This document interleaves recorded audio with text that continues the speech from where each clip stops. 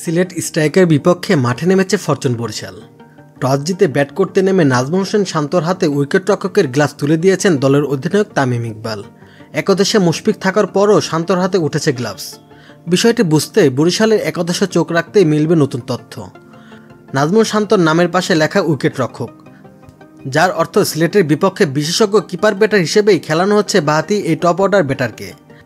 মাঠে নামার পর হুট করে তার হাতে গ্লাভস তুলে দেওয়া হয়নি। একাদশে নিয়মিত উইকেটরক্ষক মুশফিক থাকতেও কেন শান্তর হাতে কিপিং গ্লাভস, এই প্রশ্নের উত্তর পেতে তাকাতে হবে পিছনে।